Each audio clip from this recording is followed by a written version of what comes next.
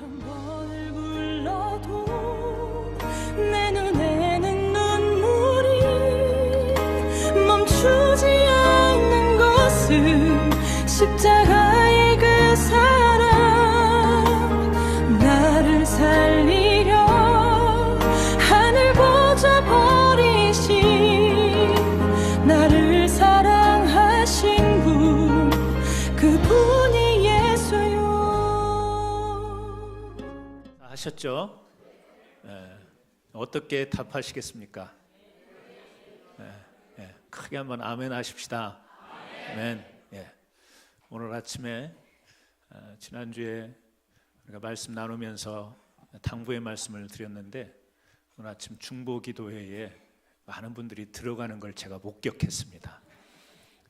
너무 감사하고, 그래서 여러분들의 기도를 힘입어서 오늘 저도 말씀을 열심히 전하고, 또 기도의 그 은혜로 또 하나님께서 귀한 예배 가운데 우리 성도들 마음속에 충만한 은혜로 함께 계실 줄 믿습니다.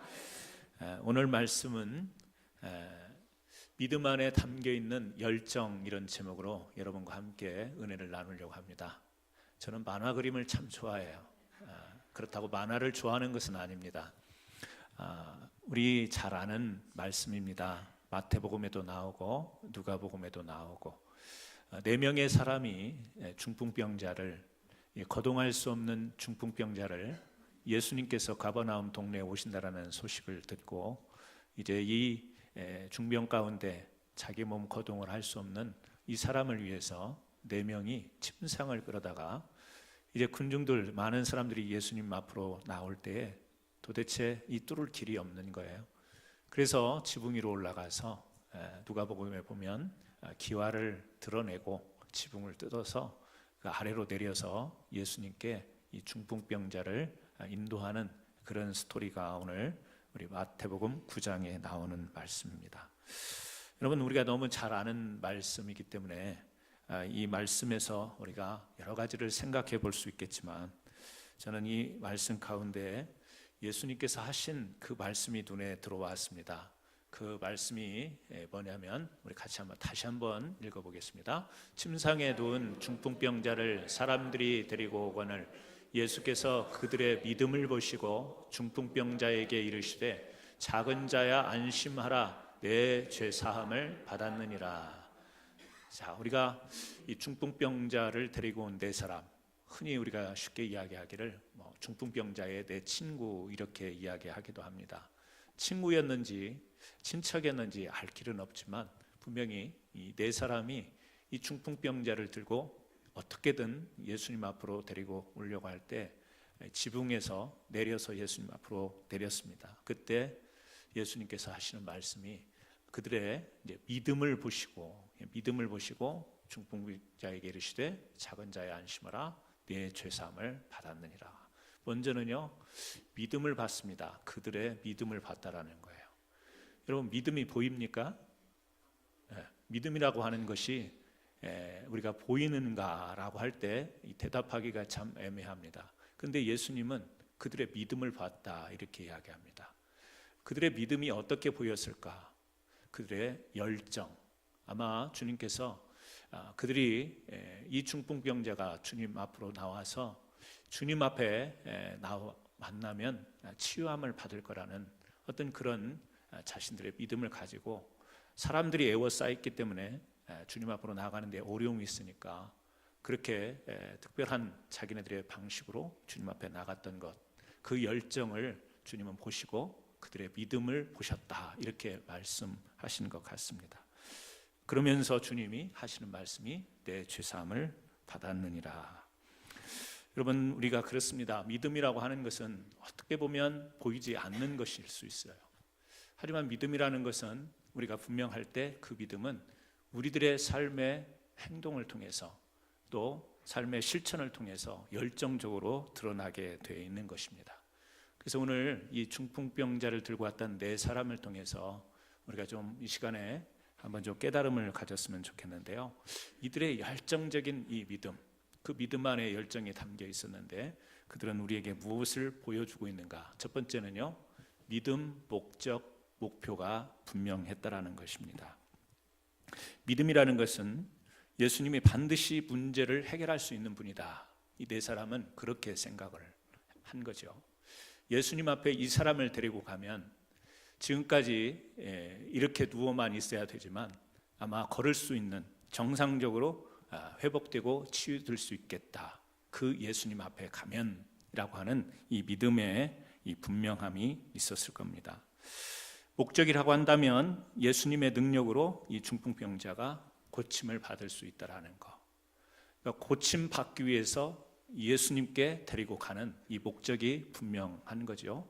그래서 그들의 목표가 생겼습니다. 어떻게 해요? 예수님 앞으로 가는 거. 그래서 이 목표를 세웠는데 장애가 있습니다. 나가는 데 있어서 도저히 사람들의 그 벽을 뚫을 수가 없습니다. 그러나 그들이 예수님 앞으로 가야 되겠다라는 분명한 목표가 있었기 때문에 지붕 위로 올라가고 지붕을 뚫어서 예수님 앞에 가는 이 목표를 이루게 됐던 것인 거죠.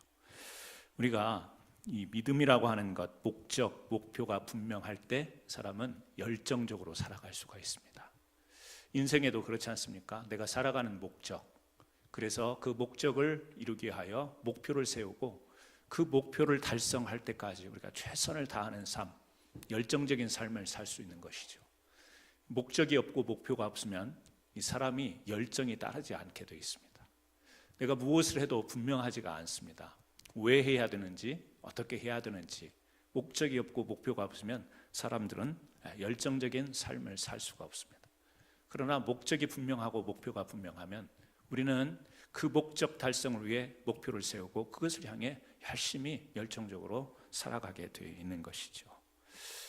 여러분, 우리 성도님들의 인생의 목적, 우리는 성경 공부를 통해서도 또 말씀을 통해서도 많이 들었던 바입니다. 또 교회의 존재의 목적 무엇인가 우리는 너무 잘 알고 있습니다. 여러분, 우리 성도님들과 교회의 목적, 하나님을 영화롭게 하는 것이다. 간단한 대답으로 이렇게 이야기할 수 있겠습니다. 하나님을 영화롭게 하는 것. 그래서 우리가 크게 두 가지, 그 하나님을 영화롭게 하는 방법으로 예배라고 하는 것, 이 예배를 드리는 것이죠. 또 하나는 하나님 앞에 우리가 받은 사명, 이 전도의 사명을 감당하는 것. 크게는 이 두 가지를 통해서 하나님께 이 영광을 돌리고 영화롭게 하는 그 삶을 살아가게 되는 것이죠. 그러니까 목적은 뭐냐면 하나님을 영화롭게 하는 것이 우리의 목적입니다. 그래서 우리가 그 하나님을 영화롭게 하기 위하여 세운 목표, 예배죠. 또 그리고 전도입니다. 그래서 우리가 예배를 드리는 목적을 분명히 해야 됩니다. 하나님을 영화롭게 한다라고 하는 거, 하나님께 영광을 돌리는 거. 그래서 우리가 그 하나님의 영광을 돌리고 그 영광 안에 들어가게 될 때 하나님께서 그와 더불어 우리에게 은혜를 주시는 거죠. 사실은 엄밀히 말하면 우리가 예배를 통해서 은혜를 받는 것이 맞기는 하나, 그러나 우리의 예배의 1차적인 목적은 우리가 은혜 받는 것이 아닙니다. 1차적인 목적은 하나님께 영광을 돌리는 것이에요. 그리고 영광 돌리는 가운데 순간적으로 오는 것이 하나님의 은혜입니다. 그래서 우리는 이 고침받기 위해서 예배를 드리고, 성공하기 위해서 예배를 드리고, 문제 해결받기 위해서 예배를 드리는 것이 아니고, 아파도 예배 드리고 실패해도 예배 드리고 문제가 있어도 예배를 드려야 되는 것입니다. 우리는 예배를 드림으로 인하여서 우리가 생각하는 은혜는 이 예배를 통해서 내가 무엇이 주어지고 내게 축복이 되어지고 내 문제가 해결되는 것을 예배를 통해서 받는다, 얻는다라고 생각을 합니다. 물론 그것이 전적으로 틀린 것은 아닙니다. 하지만 예배의 목적은 하나님께 영광을 돌리는 것이고 하나님의 영화를, 그래서 우리가 개인적으로 어떤 상황적으로 문제가 있어도 예배 드리는 것은 이 변함이 없어야 되는 거죠. 우리는 뭔가 좀 세상에서 살다가 힘든 일이 있으면 예배를 드리지 않습니다. 조금 내가 어렵거나 또 실패하는 자리가 있으면 예배 자리에 나오지 않는 경우도 있습니다.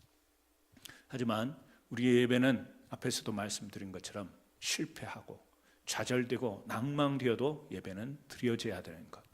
우리가 그 목적을 분명히 해야만 올바른 하나님 앞에 예배를 드릴 수 있는 거예요. 하나님은 우리에게 분명히 치유하시기도 합니다. 하나님은 분명히 우리의 문제를 해결해 주시기도 해요. 하나님은 여러 가지 방편을 동원해서 우리에게 한없는 은혜를 쏟아 부어 주십니다. 그러나 그것이 우리의 예배의 목적은 아니라는 것이죠. 그것은 하나님이 우리에게 값없이 주는 선물인 것입니다. 오늘 중풍병자에 대하여 예수님께서 선포하시는 말씀을 보십시오. 이 4명은 목적이 분명했어요. 뭐죠? 중풍병자를 예수님 앞에 데리고 가서 나음을 입는 것이 목적이었지 않습니까? 그런데 예수님이 뭐라고 이야기하시죠? 중풍병자에게 이르시되 작은 자야 안심하라, 내 죄사함을 받았느니라.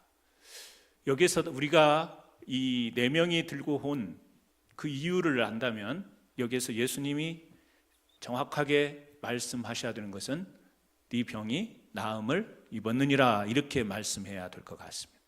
그런데 여기서는 죄사함을 받았다, 뭔가 조금 핀트가 안 맞는 이런 답변을 주시죠. 자, 예수님께서 이 4명과 중풍병자가 나왔지만 그들이 주님 앞으로 나오는 목적을 주님은 분명히 말씀하십니다. 그 목적은 나음이 아니라는 거예요. 치유가 아니라는 거죠.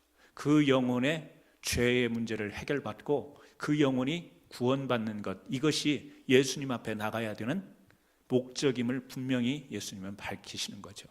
그 뒤에서 그렇게 사람들이 이제 막 이야기를 할 때에 5절에 그런 말씀을 합니다. 내 죄사함을 받았느니라 하는 말과 일어나 걸어가라 하는 말 중에 어느 것이 쉽겠느냐? 여러분, 어느 것이 쉽습니까? 일어나 걸어가라, 이 말이 쉬워요. 주님은 권세 있는 하나님의 권세를 가지신 분이기 때문에 일어나 걸어라 그러면 그냥 일어나서 걷게 되는 치유의 역사가 있을 겁니다. 그 말을 몰라서 주님이 지금 말씀을 안 하시는 게 아니라는 이야기죠. 뭐죠? 너희들이 치유함을 받기 위해 나오기는 했지만 정말 중요한 것은 뭐냐면 죄사함 받고 구원받는 것, 이것이 너희들이 나한테 나와야 될 가장 중요한 목적이다라고 하는 것을 분명하게 밝혀주는 거예요. 그래요, 우리가 주님 앞에 나오는 여러 가지 목적들이 있습니다. 여러분들이 생각하는 이 예배의 자리에 나오는 목적이 뭔지는 우리가 각자가 가지고 있을 텐데, 우리가 다시 한번 분명히 해야 될 것은 뭐냐면 하나님을 영화롭게 하는 것. 그래서 하나님을 영화롭게 하는 이 예배를 드릴 때에 하나님은 우리의 마음도 아시고 우리의 형편도 아세요. 그래서 하나님의 섭리가 있고 하나님의 뜻이 있어서 때로는 그 문제를 예배 가운데 해결해 주시기도 하고, 때로는 오랫동안 그것을 우리로 하여금 인생 가운데 짐으로 짊어지게 가게도 하십니다. 하나님의 뜻은 우리가 그렇게 생각하는 것처럼 예배의 자리에 왔으니까 여기서 하나님 내가 생각하는 응답을 주십시오. 하나님은 우리의 생각과 다를 수 있습니다. 예배는 예배 자체로서 하나님께 영광 돌리는 것이 돼야 되기 때문에, 여러분, 우리는 조금만 어떤 이유만 생기면 예배를 멀리하고 예배의 자리에 나오지 못하는 경우가 많이 있지 않습니까? 예배를 우리는 굉장히, 현대인들은 이제 소홀하게 생각하는 경향들이 많이 있는 것 같습니다. 왜요? 이번 주에 안 드려도 다음 주에 드릴 수 있으니까, 다음 주에 안 드려도 늘 내가 예배하는 마음으로 살아가니까. 물론 그런 마음으로, 예배하는 마음으로 살아가는 것도 중요하지만 늘 하나님 앞에 그 하나님에 나와서 우리가 예배함, 하나님을 높여드릴 수 있는 이 하나님을 영화롭게 하는 그 믿음, 이것이 우리에게 확고히 있어야 될 줄로 믿습니다. 그래서 우리가 무엇을 하든지 이 열정적으로 우리가 할 수 있는 것은 분명히 우리 신앙인에게는 믿음이 분명해야 되고, 하나님은 어떠신 분인가, 주님은 나에게 어떤 분인가가 분명해야 되며, 그리고 그분 앞에서 내 삶과 내 인생이 어떤 목적으로 살아가야 되는가, 또 교회로 말하면 교회는 이 존재하는 목적이 무엇인가 분명해야 됩니다. 그리고 그 목적을 이루기 위한 방편으로 목표가 세워져야 되죠. 목표가 없으면 사람이 방황하게 됩니다. 이쪽에 끼웃거리고 저쪽에 끼웃거리고 이것도 아니고 저것도 아니고 굉장히 애매한 삶을 살아가는 거예요. 목표가 있어야 되는 것이죠. 그랬을 때 우리는 그 목표가 분명할 때 신앙, 믿음을 가지고 열정적으로 살아갈 수 있는 거예요. 우리가 교회 안에서 보면 열정적인 사람들이 있습니다. 물론 그 열정이라는 것이 모두 저 사람 목표가 분명해서 그렇다라고 말할 수 있는 것은 아니지만, 적어도 이 목표가 있는 사람들은 열정적으로 움직이게 돼 있습니다. 저는 우리 모든 교회 성도님들이 좀 열정이 있는 이 시대의 성도님들이 되기를 바랍니다. 무엇을 해도 이 분명한 목적과 목표의식을 가지고 그 표대를 향해서 열정적으로 달려갈 수 있는 그런 신앙인들이 됐으면 좋겠습니다. 이게 뭔지 저게 뭔지 구별하기 어려운 애매모호한 그런 행동, 또 신앙생활의 양태가 아니라 분명한 그런, 그래서 우리 교회도 그렇습니다. 우리 교회의 목적이 분명해야 됩니다. 뭐죠? 첫째, 하나님을 영화롭게 하기 위해서 예배하는 공동체입니다. 우리가 성도의 교제라고 하는 것도 예배의 범위에 들어갑니다. 하나님을 영화롭게 하는데 우리가 함께 협력해서 하나님을 높여드리는 이 일, 찬양, 기도, 말씀, 봉사 다 뭐죠? 하나님을 영화롭게 하는 목적. 그 목적을 위해서 교회가 나름대로 목표를 세우죠. 내년에는 또 뭐 몇 년 뒤에는 나름대로 교회가 세워가는 목표들이 있습니다.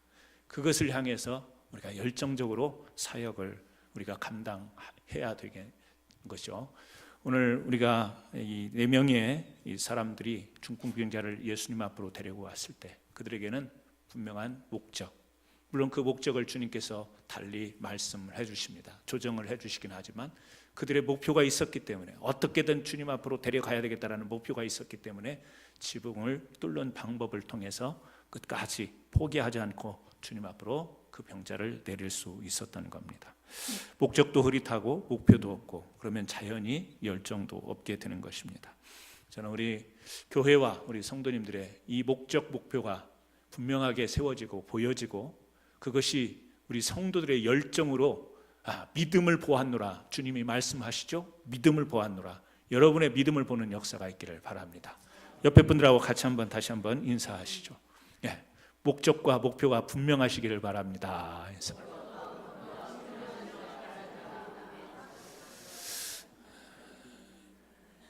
중풍병자를 데리고 온 이 4사람, 익숙한 방법에서 벗어났습니다. 이 같은 내용이요, 누가복음에 보면 나와요. 누가복음 5장에 보면 나옵니다.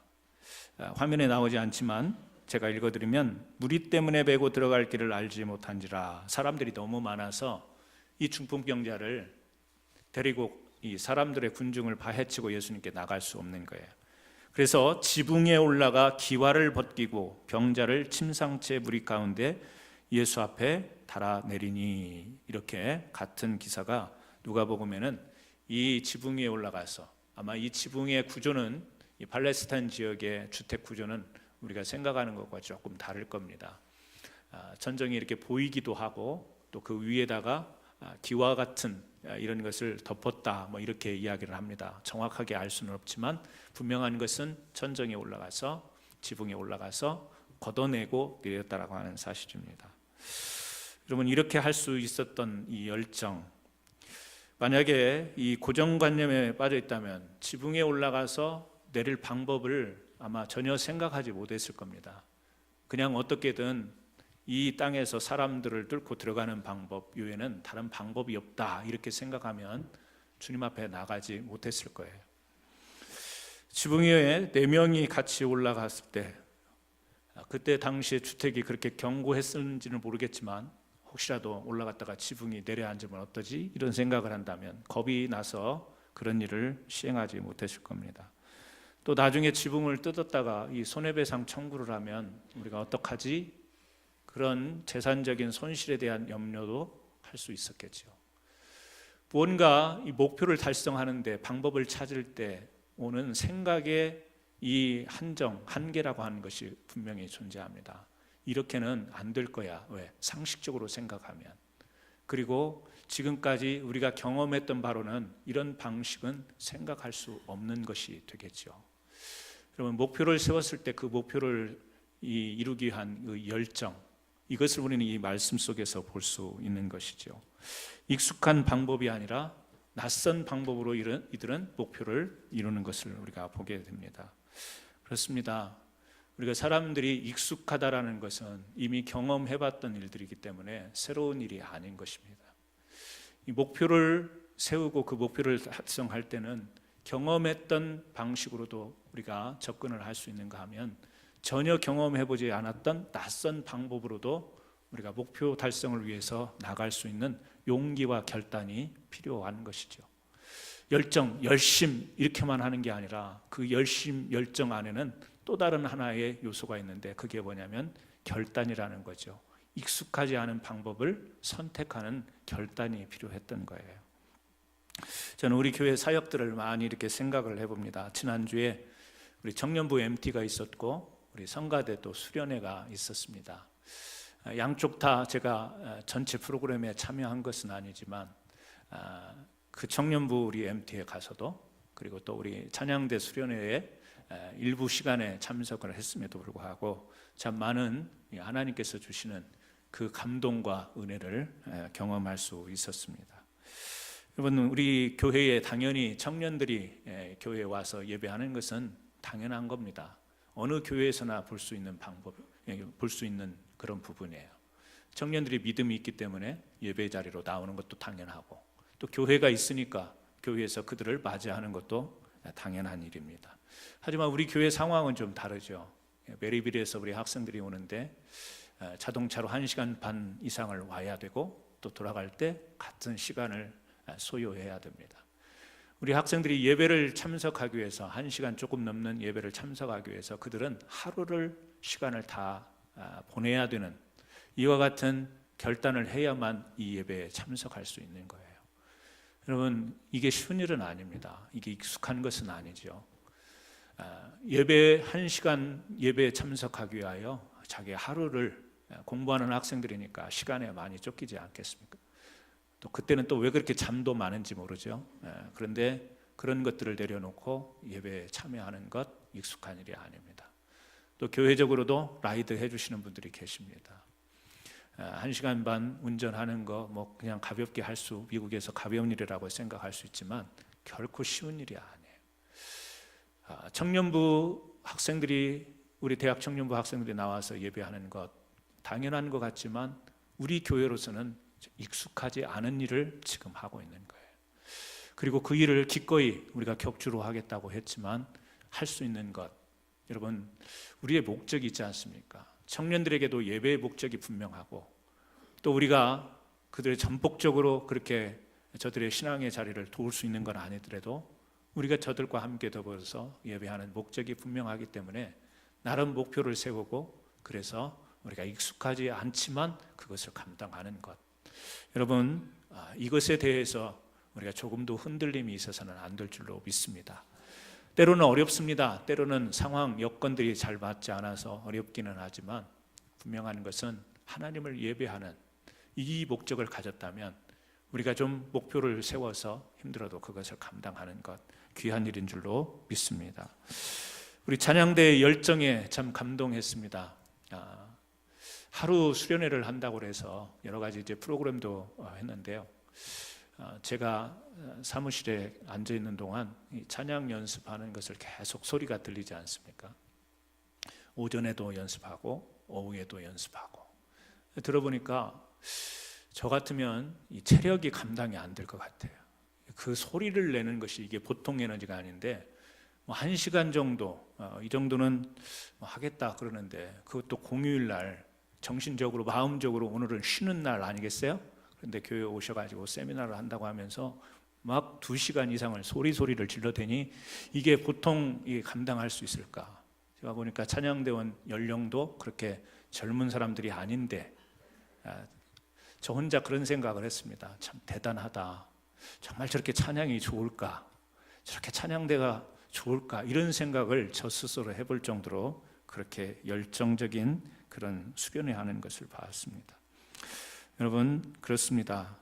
우리가 그냥 하는 일이니까 하는 것, 찬양되니까 그 정도는 하는 것, 이거 말로는 그렇게 할 수 있지만 실제 우리가 그 일을 행함에 있어서는 우리들의 열정이 없이는 도저히 감당할 수 없는 일입니다.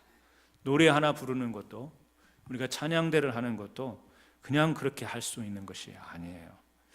그래서 저는 우리 찬양대원들이 그 하나님 앞에서 내가 왜 찬양을 해야 되는가, 그 이유, 그 목적을 분명히 아시고 우리 찬양대가 이 나름 우리 교회 가운데서 드려지는 이 찬양의 목표를 세운다면 그 목표에 맞게 열정적으로 찬송하시는 그런 찬양대가 되기를 바랍니다. 뭔가 익숙한 대로 연습하고 찬양대하고 예배 시간에 특송하고 이런 익숙한 게 아니라 우리 찬양대만의 나름 뭔가 특별한 그 무엇이 있는 영성과 더불어 또 이 찬양의 실력도 키워나가는 그런 찬양대가 되었으면 참 좋겠습니다. 아울러서 우리가 지금 우리 성도님들이 성경 통독과 성경 문답을 열심히들 하십니다. 정말 열심히들 하셔서 감사합니다. 현대 문명의 조금 우리가 방법을 이용을 해서 이 카톡이라는 것이 참 우리에게 편리한 생활의 하나의 수단이 됐어요. 제가 처음 해보는 겁니다. 우리 교회에서 매일매일 성경 우리 통독 범위를 정하고 그것을 문자로 카톡을 통해서 전하면 우리 성도님들이 답변을 보내오고 매일 지금 올 초부터 1월 1일부터 시작은 못했지만 지금까지 하는데 제가 처음에 할 때 그런 생각을 했습니다. 이게 꾸준히 잘 될까? 우리 성도님들이 한 1, 2월 달은 반짝하다가 그 다음부터는 또 이게 너무 이제 익숙해지니까 또 이게 잘 따라오실까 이런 생각을 했는데 제가 조금 늦는 날이면 문제를 조금 늦게 보내는 날이면 굉장히 궁금들 하시고 또 제가 무슨 일이 있는가 염려까지 하면서 이렇게 하는 걸 볼 때 참 대단한 열정이다. 어떤 분들은 새벽 6시 또 5시에 일어나서 문제를 기다린다고 하는데 제가 그건 감당을 못해요. 우리가 익숙하지 않은 방법입니다. 이런 방식들 우리가 익숙하지 않은 거지만 우리가 합니다. 하나님의 말씀을 통하여서 우리의 삶 가운데 그 하나님을 경험하기 원하는 그 목적을 가지고 1년 동안 일독하겠다는 목표를 세우고 그러다 보니까 아침으로 저녁으로 여러분들이 열정적으로 하는 그 모습을 보면서 정말 감사하게 생각합니다. 물론 그 중에는 답만 보내는 사람도 있어요. 읽어야 될 범위를 읽지 않고 답만 찾아서 보내는 사람이 있는데 그 열정도 그래도 감사하게 생각합니다. 여러분, 익숙하지 않은 것을 우리가 시도하면서 그 가운데서 얻어지는 또 유익을 늘 새롭게 찾아갈 수 있는 적극적인 성도님들이 되기를 주님의 이름으로 축원합니다. 셰퍼드 라이프 공부하시는 분들 계시죠? 우리 바울 서신 공부하시는 분들이 계십니다. 셰퍼드 라이프는 6권을 10주씩 60주를 공부합니다. 바울 서신은 3권으로 35주를 공부합니다. 그래서 이걸 다 마치면 95주간을 마치는 거예요. 계산해 봤더니 우리 보통 이 목회자들이 신학 그 목회학 석사 과정이죠. MDB 과정을 우리가 보통 96주 정도 합니다. 물론 시간은 다르지만 길이로 보면 그렇습니다. 그러면 준 여러분들은 다 사역자들이 되시는 거예요. 그 정도 시간의 분량의 투자라고 한다면 여러분 저도 이렇게 길게 또 이렇게 전 과정을 이렇게 시도해 본 경험이 거의 없습니다. 우리 캔사스 안인 장로교회 와서 지금 성도 여러분들과 함께 하는데 저도 이거에 경험 있는 일이 아니에요. 익숙한 일이 아닙니다. 그런데 이런 방식을 통해서 우리가 말씀을 훈련받고 양육받고 이제 다시금 진정한 그리스도인으로서의 삶을 잘 감당하고자 하는 것, 익숙한 것이 아니지만 우리가 시도합니다. 여러분, 우리 화요일 날 기도회도 익숙한 것이 아닙니다. 우리 본교회가 있음에도 불구하고 미국 교회에서 주중 기도하는 것이 참 낯선 일입니다. 하지만 이렇게 하는 이유는 근본적인 목적은 전도의 영역을 확대하고자 하는 그 생각에서 우리가 기다리는 교회가 아니라 찾아가는 교회가 되자라고 하는 목표를 좀 어떻게든 시도해 보려고 우리에게 익숙하지 않은 방법이지만 그런 기도의 자리를 마련해서 우리가 기도하고 있는 것입니다. 여러분, 그렇습니다. 목적과 목표가 분명할 때 우리는 익숙하지 않더라도 그런 방법을 선택하고 결단해서 이 주님의 영광을 위하여서 그리고 우리에게 맡겨주신 사역들을 감당해 나가는 이러한 풍성한 이 사역들이 우리에게서 펼쳐져야 되고 우리 교회가 비록 작은 힘이나마 부분, 청년부, 찬양대, 남선교회, 여선교회, 또 교회학교 이 나름 기관에서 이와 같은 아주 생생하고 적극적이고 열정적인 사역들이 계속해서 열매 맺기를 주님의 이름으로 축원합니다. 세 번째는요, 이 4명은 중풍병자를 주님 앞으로 데리고 갈 때 이 상황이 단막극처럼 잠깐 펼쳐지는 것 같지만 거기에도 고통이 따랐다라고 하는 사실이죠. 사람들이 길을 좀 터줬으면 지붕까지 올라가지 않아도 됐을 겁니다. 그런데 사람들은 이런 사정을 봐주지를 않습니다. 뭐죠? 세상은 이기적이게 돼 있습니다. 그래서 조금 배려하고 조금 살펴주고 길을 터주면 좋을 텐데 그렇지 않기 때문에 지붕 위로 올라간다라는 것이 쉬운 일이 아니에요. 여러분, 이 멀쩡한 사람 한 사람을 우리가 짊어지려고 할 때 사실은 네 사람이 한 사람을 드는 것도 쉽지가 않습니다. 사람을 들어보신 경험해 보셨죠? 네 사람이 한 사람을 든다라는 것도 결코 쉬운 일은 아닙니다. 그들의 에너지, 그들의 힘이 부어져야만 가능한 일입니다. 거기에다가 지붕까지 올라간다라고 할 때 이게 쉽지 않은 일이에요. 많은 땀을 흘렸을 겁니다. 그리고 지붕을 뜯어내고 내리는 일 역시 순간이긴 하지만 어떻게 하지? 사고 나지 않을까? 조심조심하면서 굉장히 어깨와 손에 그리고 다리에 힘이 들어갔을 겁니다. 그 한 사람을 주님 앞으로 인도하기 위해서 감수해야 될 고통이 있었다라고 하는 거죠.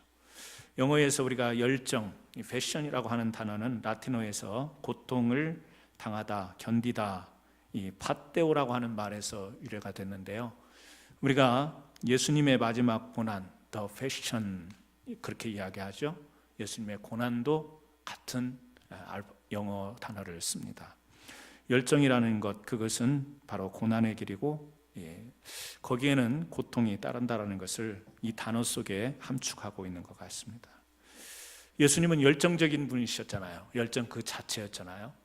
그래서 이 땅에 오신 목적, 우리를 구원하시기 위해서 오셨고 그 목적을 달성하기 위해 목표가 십자가에 매달려 죽임을 당하시는 거였어요.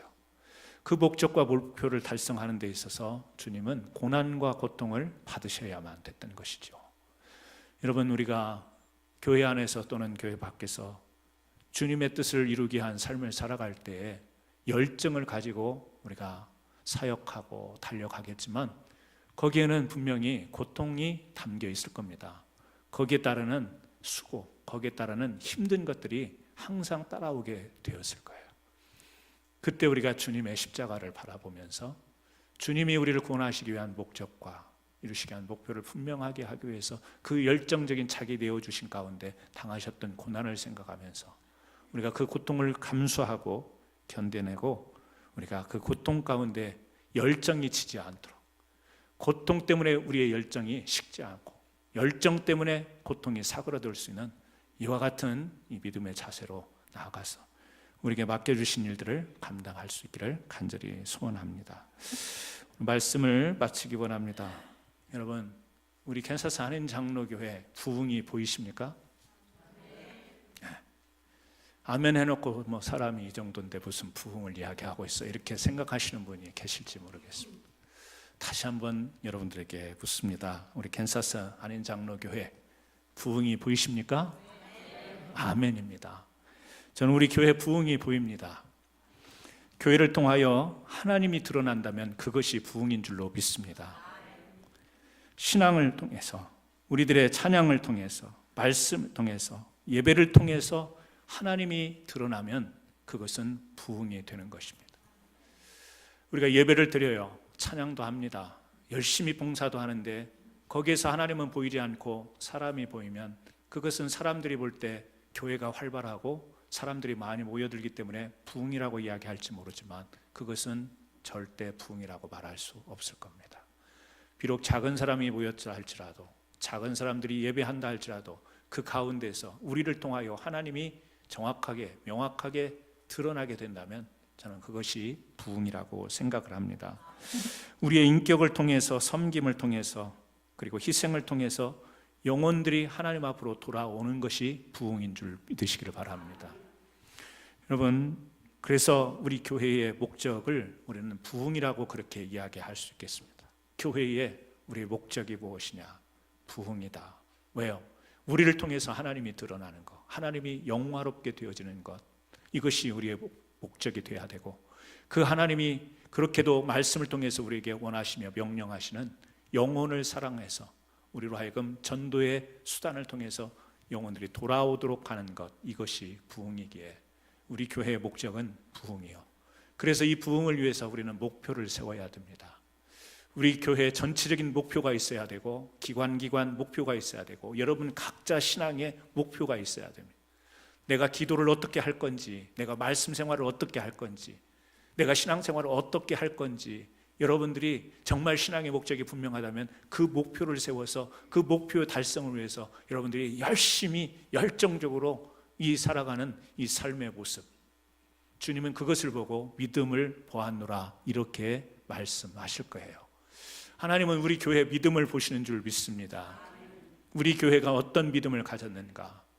여러분, 저는 우리 교회 이제 부흥, 이 분명한 목적과 목표가 분명하다면 이것을 향해 달려가는 우리 성도님들이 정말 하나가 돼서 열정적으로 우리 개인의 생각이 아니라 우리가 원하는 그런 교회가 아니라 하나님이 기뻐하실 수 있는 교회로 이렇게 달려갈 수 있는 그런 교회가 되기를 원합니다. 우리가 그런 부흥을 위해서 세운 목표 가운데 이제 하나가 시작될 수 있어서 너무 감사합니다. 이제 우리 영어 예배가 다음 주에 이제 다음 주부터 시작할 수 있지만 그렇게 생각을 했습니다. 하나님께 감사의 예배로 먼저 시작을 했으면 좋겠다.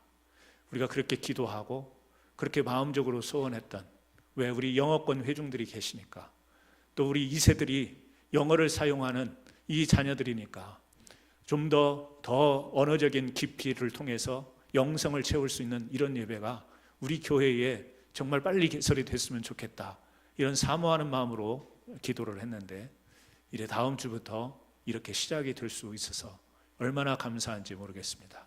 우리의 목적은 분명합니다. 그런데 우리의 목표 가운데 하나가 영어 예배가 우리 교회에 세워지는 것이었는데 이제 이 목적과 목표가 보이므로 열정적으로 우리 영어 예배 사역에 힘을 기울여야 될 겁니다. 저는 영어권 예배, 영어 사역에 제가 적극적으로 할 수가 없습니다. 제 이 언어의 한계는 한국어가 훨씬 더 편하기 때문에, 하지만 제 열정을 우리 교회 새로 시작하는 영어 예배에 쏟아부을 그런 각오는 되어 있습니다. 목사님은 영어도 못하면서 왜 영어권 예배에 그렇게 관심이 많으십니까? 그런 이야기 하지 마세요. 저의 열정을 우리 교회 새로 시작하는, 왜? 목표가 있으니까, 목적이 있으니까. 제가 당분간 여러분 서운하게 생각하지 마십시오.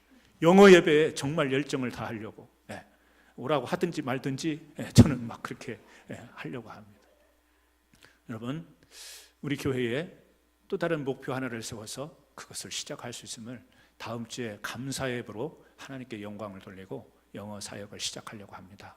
여러분들이 함께 기도해 주시고 관심 가져주시고, 저는 우리 성도들에게 정말 감사하고 이 자부심을 갖는 것은, 그래도 목회자가 하나님 앞에 기도하고 또 여러분들에게 선포하는 것을 여러분들이 아멘으로 그렇게 받아주시고 함께 협력해 주는 것이 얼마나 그것이 자랑스럽고 또 이 목회에 있어서 힘이 나는지 모릅니다. 아무쪼록 우리가 귀한 교회 존재의 목적, 성도로서의 존재의 목적, 그리고 그 목적이 분명할 때 목표를 세우고, 저는 우리 교회 성도님들이 다 열정적인 분들이 되시기를 주님의 이름으로 축원합니다. 물론 연세가 있으시지만 우리가 육체적인 것에 한계는 있지만, 그러나 이 열정적인 이것은 누구도 막을 수 없는, 나이도 막을 수 없는, 어떤 상황도 막을 수 없는 그것이 되어서 우리 교회를 보면 부흥이 눈에 확 들어오는 이런 교회. 그래서 이 지역에 제가 어제도 말씀을 드렸습니다. 저는 그걸 인정하고 싶지 않습니다. 캔사스 한인 장로교회, 캔사스에 있는 교회가 다 그렇고 그렇지. 제가 어제 아침에 말씀 전하다가 갑자기 막 열이 올라왔어요. 여러분, 우리 교회가 다른 교회를 비하하는 게 아닙니다. 무시하는 게 아니고요. 저는 우리 교회가 우리 교회 방식 나름대로 우리 교회만의 독특한 그 믿음의 역사가 있었으면 좋겠어요. 그래서 캔사스 한인 장로교회 모든 성도님들, 그 사람이 그 사람이지, 아니요, 그걸 거부하시기 바랍니다. 우리 교회 캔사스 한인 장로교회, 세상에 그렇게 평가받는 그런 교회가 아니라 우리 교회만의 익숙하지 않지만 특별한 하나님 앞에 나아감과 헌신 있는 이와 같은 아름다운 교회와 성도 되기를 예수님의 이름으로 축원합니다. 기도하십니다. 하나님 아버지 감사합니다.